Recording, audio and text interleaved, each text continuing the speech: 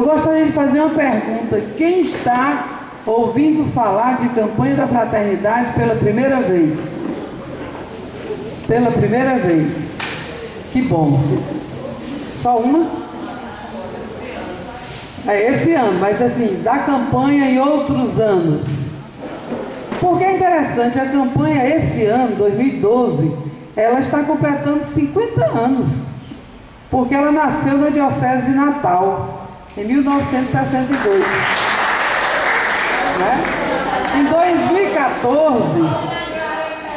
Em 2014 ela vai se fazer 50 anos, assumida pela CNBB.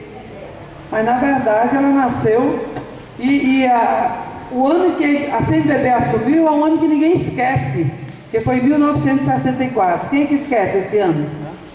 Né? Todo mundo que viveu, que passou por aquela etapa, vê que 64 foi um ano inesquecível para o Brasil, né? E muito sofrido para os brasileiros.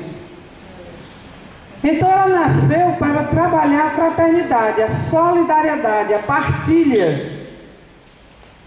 E ela, aos 50 anos, ela continua jovem. Se hoje a campanha desse ano, a igreja só lançasse a campanha e não fizesse mais nada, a sociedade já abraçou.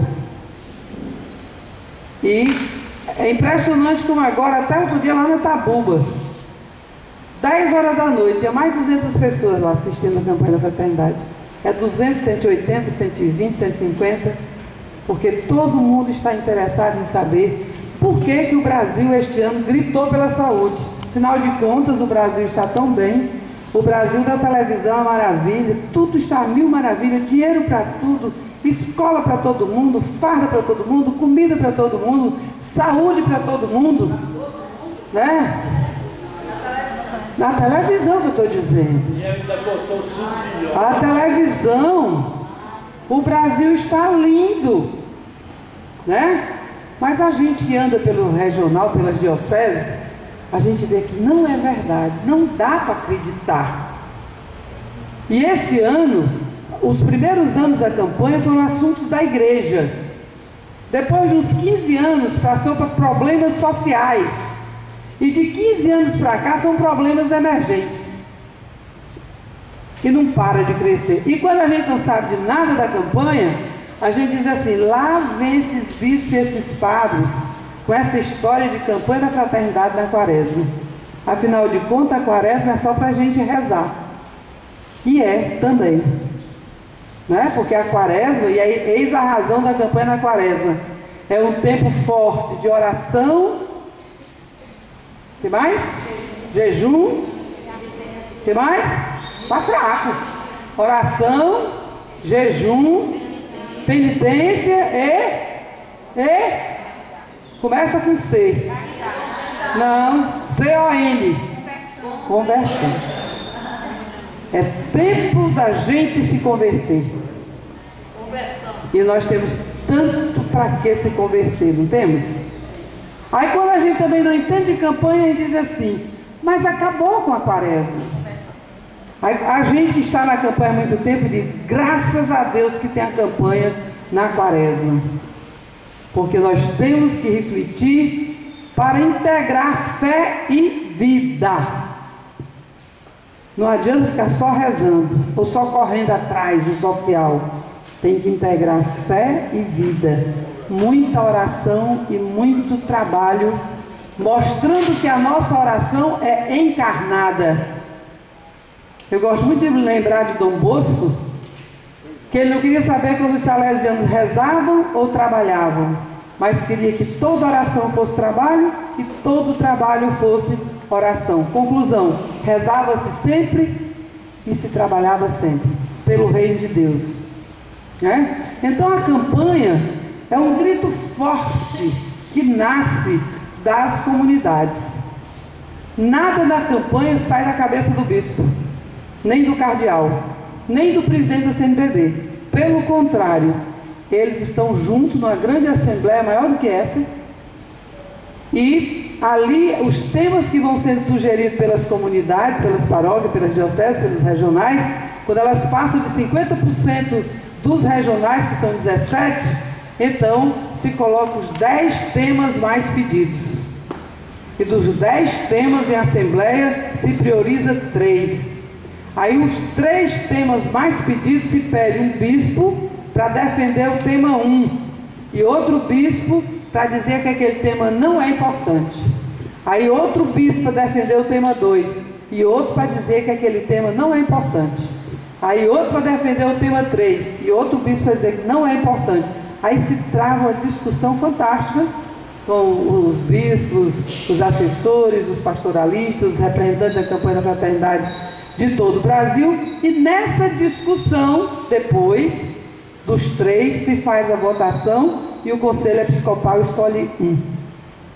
Quando escolhe o tema, aí se corre para a Bíblia, se faz trabalho em grupo para descobrir o lema mais pertinente àquele tema. Aí outro trabalho de discussão muito interessante. Se escolhe novamente 3 e depois de muita discussão se escolhe um. Aí se começa a lançar o cartaz, o concurso para o cartaz, concurso para a letra do hino, concurso para a música do hino. E são muitas pessoas, e a metodologia participativa faz com que cada vez mais pessoas se envolvam na discussão da campanha. E a igreja, preocupada com a seriedade dessa proposta, porque é só no Brasil que a igreja realiza a campanha da fraternidade. E muitos bispos do exterior vêm saber na CNBB como é que o Brasil, um país continente pobre, consegue realizar na quaresma e ao longo do ano, porque hoje só faz lançar na quaresma, uma campanha de evangelização nesse porte. Qual é o mistério, qual é o segredo? Quando foi a campanha sobre a água, os Estados Unidos queriam que o texto base saísse em português e inglês, porque a questão da água não era só do Brasil, a questão da água era do mundo, e o texto estava muito bom. Quando foi a campanha com a pessoa com deficiência, a igreja colocou uma equipe lá dentro do grande hospital em Trindade, Goiás, para conhecer como é o tratamento de pessoas com deficiência física, motora, mental, visual, auditiva, e etc, etc. Para ter uma palavra abalizada, não é qualquer palavra. E a pesquisa ser séria. Então ela faz esse trabalho com muita seriedade. E a campanha, na verdade, são 3 anos. É um ano de preparação. Nós estamos trabalhando essa, lançando essa, mas a equipe de Brasília já realizou o seminário da 2013, já está em pesquisa para o ver da campanha de 2013, que vai ser sobre a juventude. E tem um ano no lançamento, que o tempo forte é a quaresma, mas na verdade se lança na quaresma, mas se realiza atividades ao longo do ano. E no ano seguinte, no 3º ano, se realizam os projetos com os recursos arrecadados no Domingo de Ramos. Portanto, 3 anos intensíssimos de trabalho. Agora, quando a gente não quer, a gente não sei para que essa história de campanha todo ano.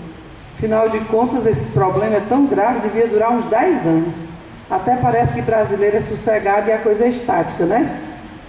Na verdade, nós somos muito inquietos. E este ano, o Brasil gritou pela saúde. Fraternidade e saúde pública. E o lema é que a saúde se difunda sobre a terra. Esse texto é Eclesiástico 38, versículo 8. É um texto tão novo para os dias de hoje, mas que foi escrito mais ou menos 150 anos antes de Jesus Cristo. Portanto, vocês façam a conta de quantos anos essa frase tem. Né? Naquele tempo, já se preocupava com a saúde. E é interessante, é um tempo bom para a gente agora na quaresma, ler o Eclesiástico, o livro da sabedoria. Que no Eclesiástico tem muitas referências à saúde, aos médicos, aos que preparavam os remédios, que eles não chamavam de remédio, chamavam os ungüentos. Achei interessante essa palavra, os ungüentos que ajudavam a curar. Né? E parece que foi escrita para os dias de hoje, não parece? Que a saúde se difunda sobre a terra. E saúde e doença são mistérios. Você não sabe por que está doente. Nem você sabe, ou porque adoeceu, nem porque você goza de saúde. Tem 90 anos, beleza, pressão normal, lúcida. Quem é que sabe por que isso? Só Deus. O método é ver, julgar e agir. E qual é o objetivo geral dessa campanha? Porque sempre é o objetivo geral que muitas vezes as pessoas se irritam. Por que que a igreja, o que que a igreja quer com isso? Então, qual vai ser o objetivo dessa campanha? Refletir sobre a realidade da saúde no Brasil em vista de uma vida saudável, suscitando o espírito fraterno e comunitário das pessoas na atenção aos enfermos e mobilizar por melhoria do sistema público de saúde. Nós temos que insistir para que todos tenhamos uma vida saudável. Como? Vou dizer algumas pistas. Bebendo água, primeira coisa. Nosso organismo tem 70% de água. Se a gente não bebe água, estoura os rins, acontece não sei o que lá mais, o coração papoca e por aí vai. Falta d'água. O cérebro não funciona. E se passou dos 60, né? 60. A partir dos 60, beba água, um copo d'água de 2 em 2 horas no mínimo. Para o cérebro velho não ficar enferrujado e atrofiar. E hoje nem as crianças gostam de beber água. E os pais não estão insistindo. Os jovens nem se falam. Querem mais uma?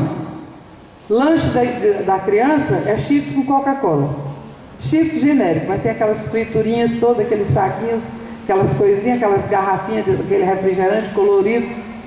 E aquilo ali é a merenda do menino. Cadê uma fruta? Cadê um suco?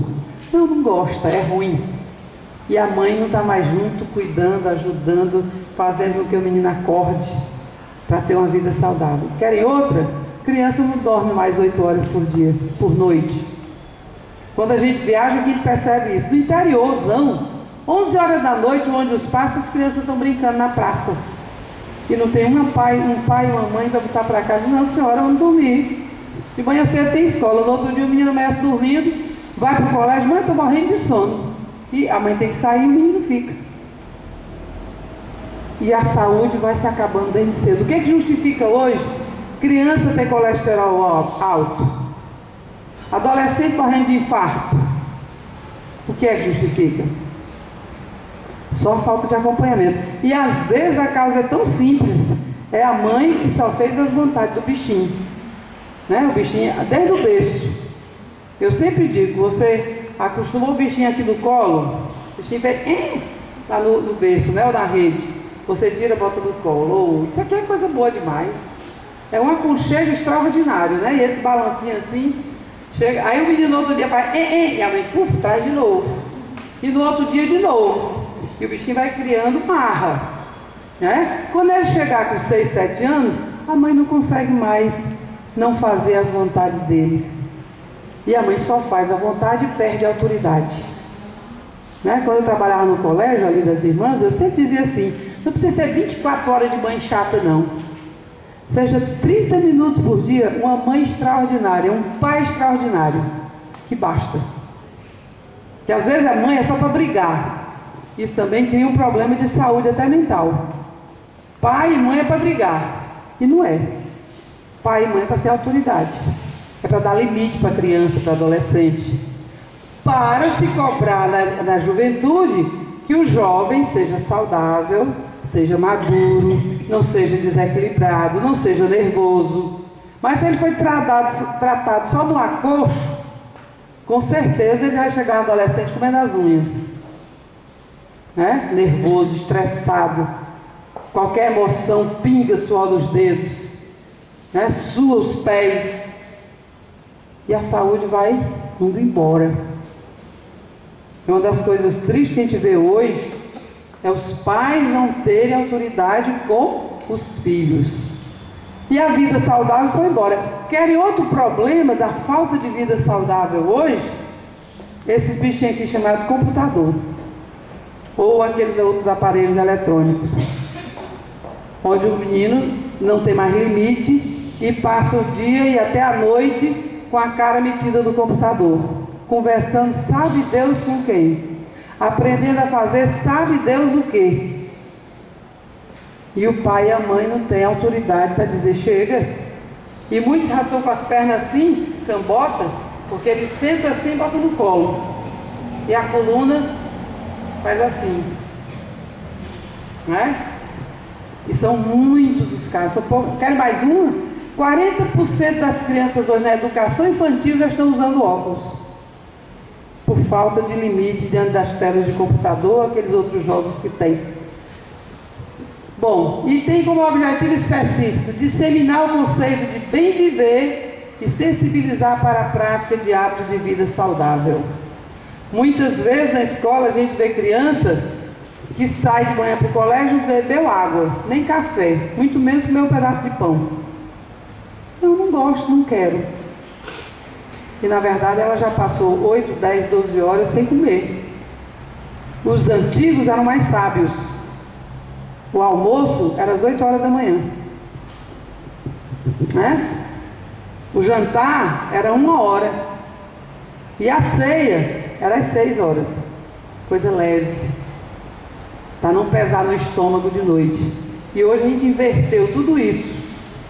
Né? Uma das vezes que eu fui a São Paulo, a coisa que eu mais me admirei foi que na hora do almoço ninguém se anima para ir almoçar. Não, a gente vai ali tomar um suquinho ou comer um sanduíche. Agora, depois às 6 horas não, corre todo mundo para o restaurante ou para casa para jantar.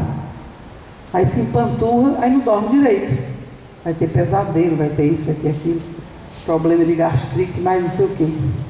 Outro objetivo, sensibilizar as pessoas para o serviço aos enfermos, o suprimento de suas necessidades e a integração na comunidade. A gente sabe que hoje tomar conta das pessoas não está fácil. Nem pai tomando conta de filho, nem filho tomando conta de pais idosos ou de avós. E doente, nem se fala. Ninguém mais quer tomar conta de pessoa doente. O que acontece quando bota no hospital? Chama a cuidadora, paga o salário que ela pedir. E eu fico em casa. Tá tudo bem, tá ótimo, tá beleza. Mas eu estou longe. Porque a gente não quer ter trabalho. E dá trabalho, pessoa enferma ou pessoa idosa. Na campanha da fraternidade sobre a pessoa idosa, a gente descobriu muitas pessoas nossas de igreja. O avô ou o pai idoso estava lá, o cantinho da rede, um banquinho com a garrafa de café e um jarro com água, um pacote de biscoito. Te vira. Mas a gente não quer ter trabalho com doente, não. Alertar para a importância da organização da pastoral da saúde nas comunidades. Criar onde não existe, fortalecer onde está incipiente e dinamizar onde ela já existe. A pastoral da saúde é uma pastoral muito importante, principalmente para quando se está hospitalizado. Qual é a realidade aqui na nossa arquidiocese de Fortaleza? Vocês sabem? Quem passou pela experiência de ter uma pessoa hospitalizada 3, 4, 5, 10 vezes no ano? Receberam alguma visita da pastoral da saúde, de algum irmão nosso? Irmão, a igreja tem que cuidar dos seus desde o nascimento? Não, desde a gestação. Nós hoje temos que cuidar das crianças desde a barriga da mãe, porque tem muita mãe querendo tirar o filho e matar. Então quem tem o sentimento cristão, não, você não vai fazer uma coisa dessa. Eu já tive a triste experiência de um negócio desse na escola pública, é terrível. A avó estava grávida, a mãe estava grávida, a irmã mais velha estava grávida, então a mais nova não podia engravidar, porque não cabia mais tanta mulher grávida dentro de casa. Agora pergunta se tinha algum marido. Nenhum. E as pessoas acharem que a orientadora da escola não podia deixar a menina abortar. Pense num trabalho chato e numa dificuldade grande. Então hoje nós temos que cuidar, como cristãos, da gestação até o último suspiro. O que foi que Jesus disse? Eu vim para que todos tenham vida e vida em abundância. Portanto, se o meu irmão está hospitalizado, é meu irmão, eu tenho que estar lá junto. Eu tenho que fazer uma visita. E infelizmente nós não temos. difundir dados sobre a realidade da saúde do Brasil e seus desafios, como sua estreita relação com os aspectos socioculturais de nossa sociedade. Vocês querem um dado? Fortaleza abriga hoje mais de 50% da população do Ceará.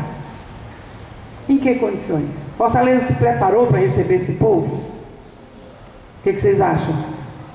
De jeito nenhum. E muitas vezes as pessoas tinham lá seu pai, sua mãe, seu terreninho, seus bichinhos, suas plantas, seus amigos, sua igreja. Arranca, traz para Fortaleza, para morar onde? Nas favelas. Em que condições? Nenhuma. Para beber aqui água suja. Não tem esgoto, não tem banheiro, não tem sanitário. O que justifica o Rio de Janeiro hoje ser a cidade do Brasil com o maior índice de tuberculose? Por quê? Porque não tem arejamento entre as casas.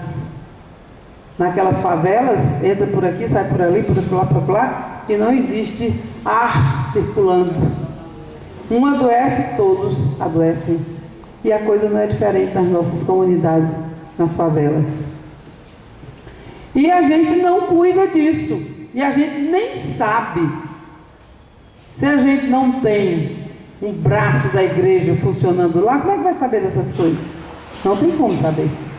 Despertar nas comunidades a discussão sobre a realidade da saúde pública, visando a defesa do SUS e a reivindicação do seu justo financiamento.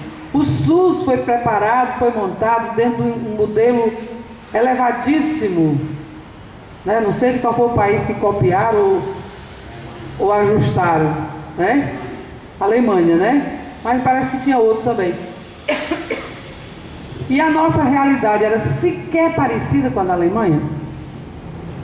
Eu tenho um irmão que mora na Inglaterra, casou-se, ficou por lá. A sogra dele tem 98 anos. Quem é que cuida dela? O governo. Ela mora só. E o serviço social funciona, beleza. E o serviço de saúde funciona, beleza. Que visita, que acompanha, que orienta, que ajuda, que apoia. Ela mora só.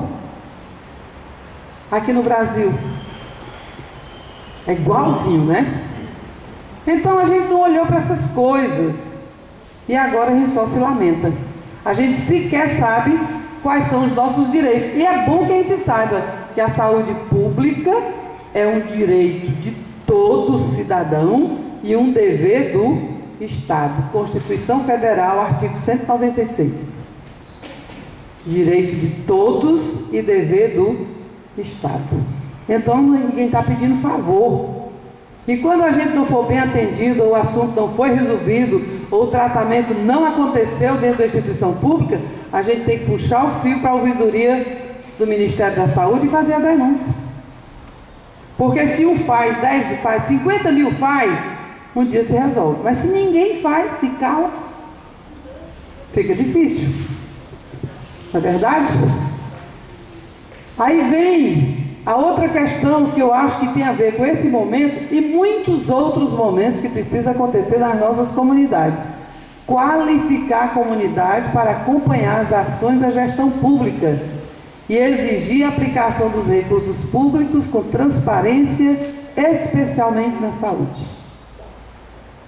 Se a gente não conhece a lei, dificilmente a gente vai um dia buscar até reclamar de alguma coisa. A gente não sabe.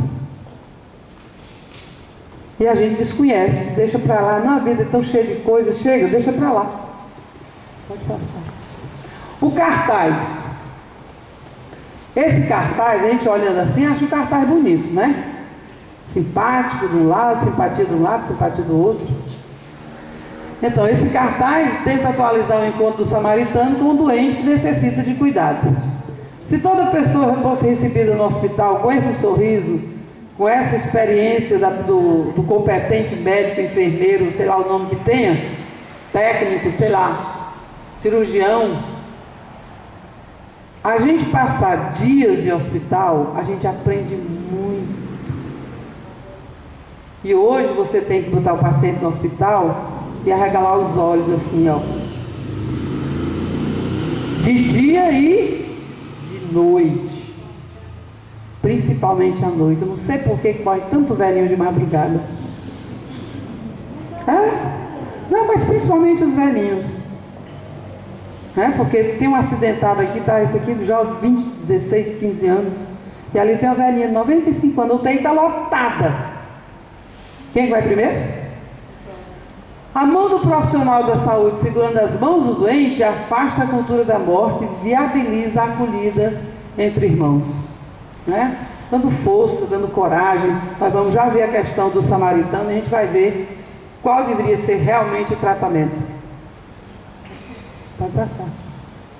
A igreja, como mãe, na sua samaritanidade, aproxima e cuida dos doentes, de todos que se encontram à margem do caminho. O profissional de pé, o enfermo sentado, olhos nos olhos, lembra a acolhida e o compromisso do profissional de saúde que gera relação de confiança. É como quando chega um padre no hospital porque a pessoa está doente, a pessoa melhora. Por quê? Porque ele traz a palavra de Deus. Se chega um agente da pastoral da saúde e vem fazer uma leitura do texto bíblico, eu não estou só, Deus está comigo. E muitas vezes quando a gente adoece, a gente só tem mesmo Deus do lado da gente. No convento, hoje eu não sei, porque as coisas mudaram muito, mas no meu tempo de convento era assim, quando a freira adoecia, está precisando rezar, está rezando pouco. Deus está te botando na cama, na enfermaria, aproveitar para rezar, ler mais a palavra de Deus. Hoje deve ter mudado, porque as coisas mudaram muito, né? Não sei se o seminário também era assim, mas... E realmente era a coisa melhor do mundo. Porque você com febre, ou você em cima de uma cama, 24 horas. Quando você fica rezando o texto, lendo a palavra de Deus, o tempo vai embora. E era bom. Quer dizer, é um tempo de você pensar na vida. Quando a gente adoece, é quando a gente mais pensa na vida. Por que eu adoeci? Por que eu estou aqui? Foi que eu deixei de fazer? Nossa, eu não posso mais fazer aquilo que eu estava fazendo, não. 24 horas correndo, sábado, domingo, dia santo. Não posso ser assim, não. Por isso você se estressou.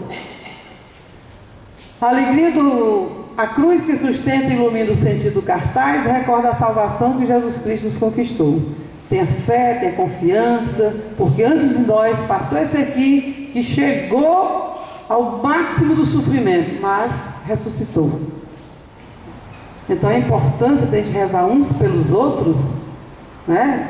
A economia da salvação, né? Que a gente diz, todos rezando por todos. E já está provado que a pessoa que tem fé se cura mais ligeiro do que aquela que não tem. A alegria do encontro recorda aos profissionais da saúde que foram escolhidos para atualizar a atitude do bom samaritano em relação aos enfermos. Essa é uma grande sugestão para que os profissionais da saúde, todos, mas principalmente os da saúde, que estão lidando muitas vezes quando a vida está no limite, dê essa esperança, né? Mostre que realmente toda a sua competência profissional vai na direção da cura. E não a pessoa dizer, realmente, infelizmente, tem mais jeito não. Ou a indiferença do médico quando você vai para uma consulta e ele não lhe faz uma pergunta, não olha nem para a sua cara. O que a senhora tem? Passa o remédio e vai embora. Sobre a saúde pública. A segunda parte, que é o julgar. A gente viu a realidade, mas não basta ficar na lamúria. A gente precisa encontrar fundamentos, ler a palavra de Deus para encontrar razões. Para quê? Para a gente agir.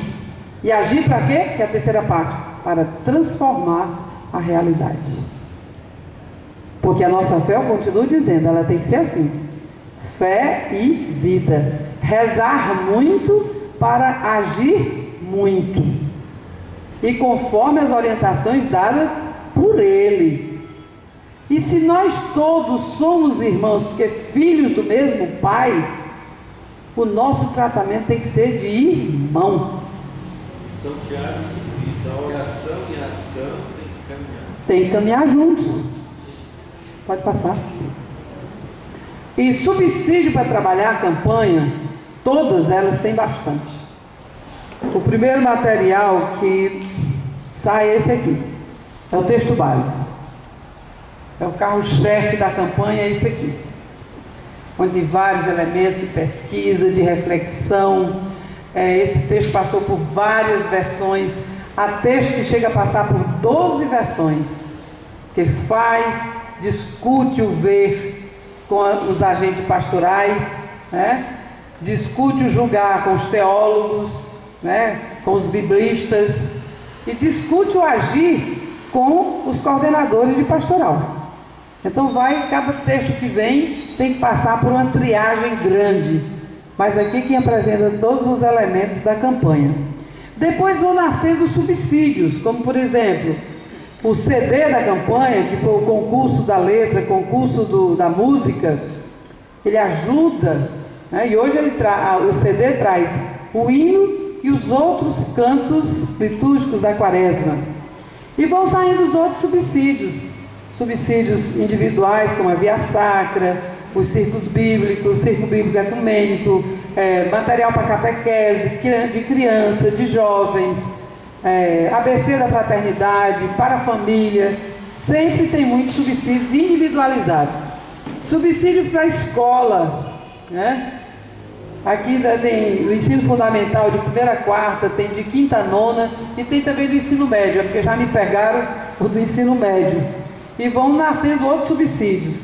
Quando esse subsídio todos estão preparados, eles compilam o manual. E o manual sai com esses subsídios e mais o DVD, que vem aqui atrás. Por isso que ele é mais caro, geralmente é R$27, R$30, porque ele vem com todo o material. Quando esses materiais vão chegando nos regionais, a gente começa, a partir do texto base, criar encontros simples dentro do Ver, Julgar e Agir, trazendo no Ver sempre um texto do texto base, um trecho do texto base. O Julgar, a liturgia de acordo com a liturgia do dia, que no caso aqui a gente sugere que seja a liturgia da quinta-feira, de cada quinta-feira da quaresma.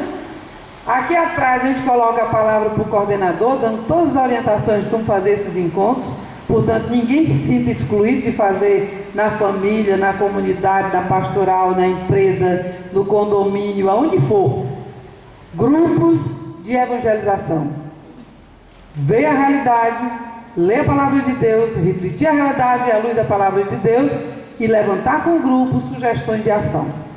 E depois a gente coloca aqui, para a sexta-feira, de cada sexta-feira da quaresma, a Via Sacra. Então rezemos, acompanhemos a caminhada de Jesus para o Calvário, meditando a Via Sacra na sexta-feira. E ainda fazemos uma síntese do texto base, as principais questões, a gente coloca aqui atrás. Porque esse livrinho que custa R$1, ele chega lá onde não chega, por exemplo, o texto base, que custa 9 e tanto, e aqui para a gente é só 8. Estamos todos em campanha, bispo, padre, freira, movimento, pastorais, associação, todos estamos em campanha de evangelização.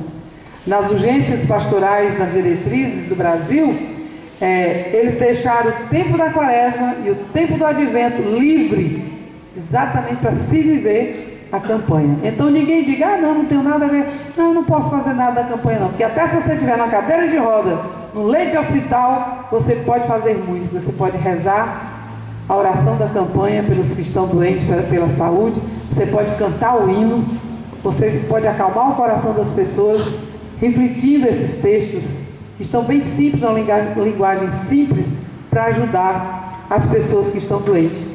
E como em Brasília souberam que a gente fazia esse subsídio, né, que a gente sempre distribui 50, 60 mil pelas dioceses, eles nos pediram para fazer um subsídio pedagógico para a escola pública. E eu digo, não, a gente faz um subsídio, fazer um subsídio para a escola pública. Eu digo, não, a gente faz um subsídio pedagógico e serve para qualquer escola. Bom, então nessa parte do ver, a gente vai perceber que é preciso compreender o que é o SUS. Nós não sabemos. Aí a gente vai ter que entrar no site do Ministério da Saúde, né, para ler lá sobre saúde de A a Z, que lá diz todas as informações, inclusive diz os dinheiros que foram distribuídos. E ainda tem outro detalhe: hoje não entendemos o sofrimento, só queremos o bem-estar, não queremos problemas. Vixe, problema não quero saber não. Fulano adoeceu, foi atropelado, não quero saber não, nem me conte. Eu tenho minha viagem para fazer agora no carnaval, eu vou deixar porque fulano adoeceu, mas é nunca. E vou me embora. Que a gente não quer mais nem saber de sofrimento. E quanto muito a gente paga uma pessoa e volta lá para tomar conta. A gente não quer saber de dificuldade e muito menos da morte. Fulano está muito mal. Eu vou logo rezar por ele e tal. A campanha nos apresenta os temas da saúde e da doença em uma abordagem ampla, tomando como referencial o conceito do guia da saúde. Vocês estão vendo que a igreja, antes do povo criar o GPS nos carros, a gente já tinha o GPS, Guia da Pastoral da Saúde, né? Que define saúde como um processo harmonioso de bem-estar físico, psíquico, social e espiritual, e não apenas a ausência de doença, mas um processo que capacita o ser humano a cumprir a missão que Deus lhe destinou, de acordo com a etapa e condição de vida em que se encontra. E vida digna, sempre. O bebezinho precisa ter a vida digna? Claro. Uma criança de 7 anos precisa ter a vida digna? Claro. Mas aqueles que estão ficando sozinhos dentro de casa, trancados enquanto a mãe foi trabalhar, ou enquanto chega a pessoa para ir levá-lo na escola, essas crianças não têm vida digna. E a gente sabe que isso é a realidade. A doença é vista nesse mesmo guia como um apelo à fraternidade e igualdade. É na hora que a pessoa está doente, precisa da solidariedade, da fraternidade dos irmãos dentro de casa, da família, dos amigos, dos colegas, dos vizinhos, dos grupos sociais. Assim, a solidariedade, de acordo com a doutrina social da igreja, é um princípio com dois aspectos complementares, um social e outro ligado à virtude moral. Se eu não fui educada, respeitando, valorizando, querendo bem as pessoas, dificilmente eu vou desenvolver essa virtude da solidariedade. O texto base também nos apresenta as metas do milênio estabelecidas pela ONU para serem alcançadas até 2015. E vejo que uma das metas do milênio era o quê? A diminuição, a redução da mortalidade infantil. E foi o governo que fez isso? Não. Quem foi que fez isso? Quem foi que reduziu a mortalidade infantil no Brasil? A Pastoral da Criança, com atividades simples, preventivas. Por exemplo, pesar a criança todo mês, distribuir a multimistura, ensinar como usar o soro caseiro. Outra meta, a melhoria da saúde materna, o combate a epidemias e doenças, a garantia da sustentabilidade ambiental, e mostra a ação da Pastoral da Criança e da Saúde, que no voluntariado ajudaram sobremodo essas metas. Mas tem uma outra meta, quando a campanha da Fraternidade sobre a Vida e a Família, o pessoal que lidava, os juristas católicos, estavam muito preocupados, porque faz parte, talvez, das metas do milênio, o aborto ser aprovado no Brasil até 2015. Existiam vários projetos encaminhados nesse sentido, inclusive ONGs criadas para ensinar a fazer aborto de todo jeito, para que depois ele fosse feito também nos hospitais públicos. Só que eles não divulgam essas coisas, mas tramita lá por dentro.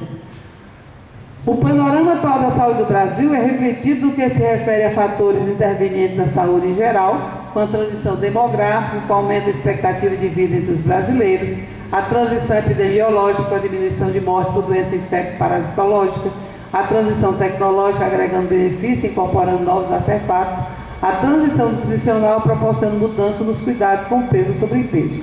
Hoje existe uma preocupação muito grande com as pessoas obesas, com as pessoas fora do peso, com as pessoas anoréxicas, né? Daquelas pessoas que não querem comer e ficam essa finurinha assim, que também vai perdendo a saúde, ou então aquelas que estão esticando, principalmente depois dos 60, ou que fizeram algumas cirurgias e que não conseguem diminuir. Aí hoje a gente precisa comer mais fruta, mais verdura, beber mais água, mas saibam que com as verdurinhas que nós estamos comendo, com os legumes que nós estamos comendo, com as frutinhas que nós estamos comendo, normalmente compradas nos supermercados, nós estamos nos alimentando com 9 gramas de veneno a cada ano. E isso lá na frente vai ter repercussão. Certo? Os agrotóxicos. Muito sério mesmo essa questão. Mas o brasileiro, apesar de tudo, a média de vida dos brasileiros está sendo assim. As brasileiras, as mulheres, estão indo até os 72 ponto qualquer coisa, a média. Os homens estão indo até os 67 ponto qualquer coisa. Até numa palestra a pessoa diz, vale, dona Mônica, quer dizer que não adianta nem se aposentar. Se aposenta aos 65 aos 67, já está morrendo, né? As mulheres estão aguentando um pouquinho mais, mas é média. Mas nós já temos no Brasil mais de 1 milhão de pessoas com mais de 100 anos, o que também é um fenômeno, né? Mas por outro lado, precisa ter mais médicos cardiovasculares, precisa mais médicos para cuidar da osteoporose, precisa de mais médicos para ensinar a fazer quais são realmente os exercícios físicos ou qual é a alimentação adequada para a pessoa dessa idade, né? E tudo precisa ser visto, e muitas vezes a gente não vai atrás. Há muita gente com hipertensão arterial, doença renal, com a AIDS, a tuberculose que está voltando com toda a força, a hanseníase, a lepra está voltando no Ceará como ninguém.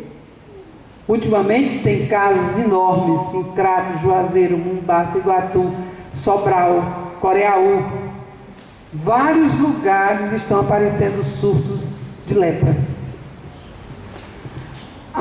Os estresses, aquelas pessoas que acharam que a vida é só para ganhar dinheiro, trabalham de segunda a sexta, sábado e domingo, e depois descobrem que na verdade eles não estão ganhando mais dinheiro, eles estão perdendo mais vida, envelhecendo mais ligeiro.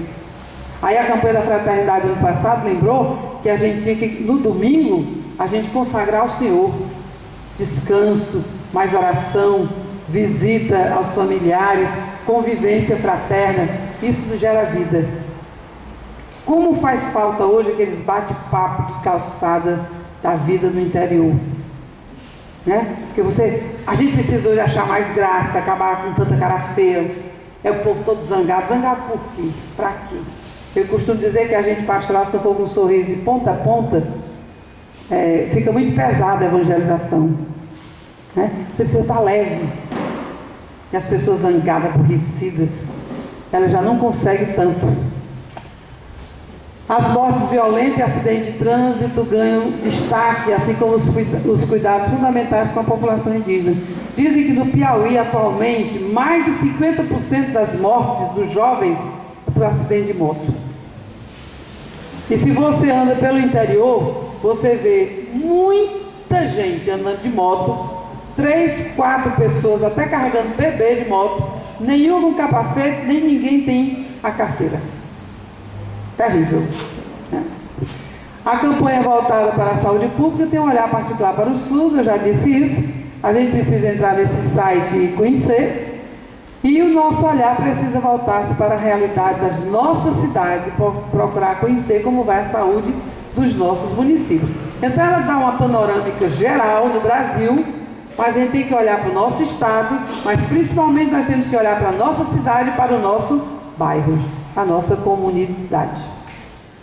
O texto base mostra a visão da saúde e doença no Antigo Testamento, o livro de Jó apresenta o questionamento do sofrimento do justo, o Eclesiástico, o livro da sabedoria, relaciona a coleção de ditos populares sobre a saúde e a missão dos profissionais, e no Novo Testamento, Jesus é questionado a respeito do sexo de nascença. Quem foi que pecou?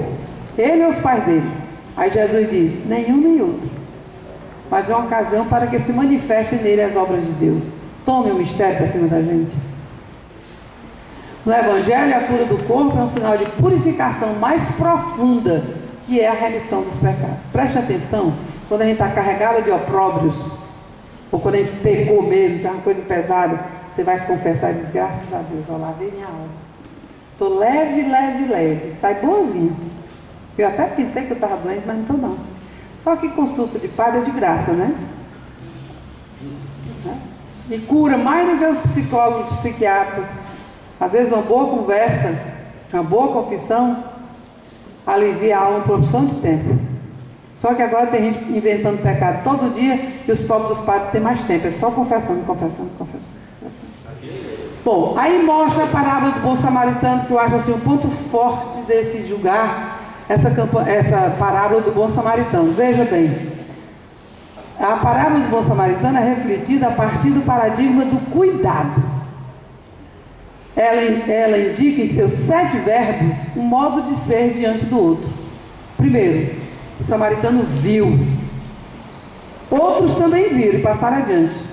Mas ele viu e se compadeceu. E porque se compadeceu, porque percebia que era um irmão, se aproximou. Quando se aproximou, procurou ver o que ele tinha. E naquele tempo se botava óleo em tudo quanto era ferida. Ele botou óleo para ajudar a curar. Não curou. Ele continuava mal. Ele colocou no próprio animal e levou para a hospedaria. Hoje seria para o hospital, para a emergência, para procurar cuidar do doente. Adiantou o dinheiro e o que gastar mais, na volta eu lhe pago, porque era um irmão. Então é muito forte essa reflexão da parábola do bom samaritano. O espírito do samaritano deve impulsionar o trabalho da igreja. Como mãe amorosa, ela deve aproximar-se dos pobres, dos fracos, dos feridos, de todos que estão jogados no caminho, a fim de acolhê-los, cuidar deles, infundir-lhes força e esperança. Mas Deus age através do sofrimento e move muitas coisas tocando os corações. Os doentes recordam que a esperança repousa em Deus. Quantas vezes quando a gente está doente, ou você conversa com doentes, não, só Deus para me cuidar. E é verdade, só Deus. A unção dos enfermos é o sacramento da cura, e Maria, mãe modelo da igreja, é invocada como saúde dos enfermos. E como é bom a gente ler sobre Nossa Senhora quando a gente está doente. Como é bom invocar a proteção dela, né? Para a gente se curar. Até para a gente ser forte naquela doença. Saúde e doença são dois lados da mesma realidade. A vida, a saúde e a doença são realidades profundas, envoltas em mistério. Eu já disse isso. Ninguém sabe por que adoece. Mas uma coisa a gente sabe: adoece o pobre, o rico, o preto, o branco, o amarelo, o verde, né? Não existe acepção de pessoas para se adoecer. As enfermidades, o sofrimento e a morte apresentam-se como realidades duras a serem enfrentadas e contrariam os anseios de vida e bem-estar do ser humano. Principalmente porque a primeira coisa quando você adoece, você tem que ficar parado de repouso. Tem coisa pior para a pessoa que é agitada, que trabalha, que não para? Não existe sofrimento maior. Você quer ir tal quando? Pode não, você está doente. Está se lembrando que teve febre ontem? Ah, mãe, mas eu vou. Né? Limita, a doença ele limita. E hoje nem toda a ciência que existe já não consegue dar a palavra definitiva e dizer, não, fique certo que você vai ficar bom. Até porque a reação para cada remédio, cada organismo reage de um jeito. Nos povos mais antigos, principalmente dos orientais, o ser humano era concebido de forma unitária, com suas distintas dimensões profundamente integradas. E daí tanta importância aos ritos religiosos para a salvação do adoentado. Somente em 2003, a Organização Mundial de Saúde incorporou a espiritualidade na reflexão e na definição da saúde, não sem polêmicas e posicionamentos contrários.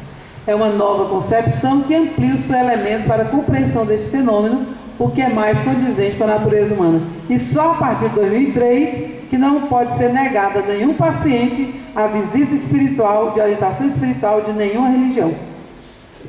A doutrina social da igreja é a saúde pública. A solidariedade, de acordo com a doutrina social da igreja, é um princípio com dois aspectos complementares, um social e outro ligado à virtude moral. Como eu já disse antes, a gente só se compadece se a gente tiver alguma virtude, porque o normal de hoje é você se isolar, né? Hoje as pessoas se isolam, tem uma coisa moderníssima, agora você entope os ouvidos. Esses aspectos da solidariedade devem nortear as pessoas em suas relações, além de levá-las a compromisso em prol do bem comum e da transformação das estruturas injustas que ferem a dignidade da pessoa. O normal hoje é a gente ter medo uns dos outros. É o normal. Infelizmente, o que está acontecendo, principalmente na nossa cidade, nos nossos bairros, é você morrendo de medo dos outros. Vai entrando, assalto, mata, rouba o carro, rouba tudo. Exatamente. O Bento XVI afirma que mesmo em uma sociedade em que as relações de serviço se pautem pela justiça, faz-se necessária a caridade, pois não há qualquer ordenamento estatal justo que possa tornar supérfluo o serviço do amor. E que o amor não vai ser uma atitude assim, caritativa, esporádica, sem sentido. Porque hoje você precisa conhecer critérios até para abordar a pessoa em certas situações. E nós passamos para a terceira parte. Indicações para a ação transformadora no mundo da saúde. As ações de Jesus para com os doentes inspiram a igreja no exercício da caridade. Muitas congregações religiosas nasceram para cuidar da saúde. A Pastoral da Saúde oferece em sua ação não apenas o remédio, mas a prevenção, o cuidado, o afeto, a fé. Daí a importância e a necessidade de se organizar a Pastoral da Saúde em muitas comunidades. O texto base defende a dignidade de viver e morrer, pois antes de existir o direito à morte humana, há que ressaltar o direito de que a vida possa ter condições de ser conservada, preservada e desabrochada plenamente. Podemos ser curados de uma doença considerada mortal, mas não podemos ser curados da nossa mortalidade. Todos nós morreremos um dia. Quer queira, quer não queira, quer goste, quer não goste. E a gente precisa se preparar para isso. Porque talvez um dos últimos atos de aprendizagem da nossa vida, num processo educativo, é aprender a morrer. E aí nós temos N ações que se pode fazer, sugerindo esse trabalho na campanha da fraternidade. Trabalhar datas ligadas à saúde, mostrar a importância do estilo de vida saudável, orientar os jovens para que não fumem, para que não bebam, comunicar sistematicamente problemas não resolvidos no serviço de saúde à ouvidoria do SUS. Olha, diz que 136. Estimular a adoção e manutenção de padrão de vida e estilo de vida saudável e a abolição de hábitos inadequados de vida, principalmente cigarro, bebida. Estimular a disseminação do conceito de que a prevenção ao uso de drogas é responsabilidade de todos, pais, professores, empresários, líderes comunitários, sindicatos, igrejas e autoridades. Nós vemos com muita tristeza que o crack está acabando com a nossa juventude e já iniciando o problema com a infância. E a gente não pode ficar calado. E é assunto que a gente precisa estudar bastante, porque não pode ser qualquer denúncia. Nem você pode fazer uma denúncia e sair de cara lisa dizendo, fui eu que denunciei. Que só fala uma vez. Fortalecer canais de participação efetiva da sociedade e de suas entidades representativas na formulação, implantação e controle das políticas públicas de saúde. E uma das formas da gente ficar por dentro e encontrar espaços de discussão são os conselhos de saúde, conselho comunitário, conselho municipal de saúde. Em suas diversas instâncias, constitui espaço privilegiado para que se alcance esse objetivo. Inclusive, numa dessas palestras também, a pessoa disse, Dona Mônica, tinha tantas vagas para a comunidade, ninguém quis participar. Aí a gente perde a oportunidade de marcar uma presença crítica, de cristãos, de pessoas que refletem a luz da palavra de Deus. O gesto concreto que se realiza no Domingo de Ramos, através de doação em dinheiro, demonstra a fraternidade de todos nós cristãos nas diversas instâncias da igreja. Eu sempre digo que a campanha tem que entrar na minha cabeça, eu tenho que entender as razões, é pouco. Eu preciso me converter a esse tema, sentir a urgência, a necessidade, perceber que muitos dos nossos irmãos não têm acesso a essa saúde e que precisa muito. E depois meter a mão no bolso para ajudar. E ajudar sem querer saber onde é que o padre e o bispo, porque 60% fica na diocese, 40% vai para o nacional. São criados fundos diocesanos e fundo nacional, que tem gestores. Por exemplo, aqui na arquidiocese, o presidente dessa equipe de gestão é o senhor arcebispo. Lá em Brasília é o bispo da Cáritas, e que eles levam com muita seriedade. E que a gente não precisa dizer, não, vou dar não, porque eu não sei para onde vai o dinheiro. Se a gente não confiar mais uns nos outros, realmente não vale a pena. E a gente tem muitos depoimentos de que essa ajuda geralmente cai lá naquela realidade que a gente sequer imagina. E o bispo, como aconteceu do Tianguá, diz assim: graças a Deus que tem tanta gente boa nesse país.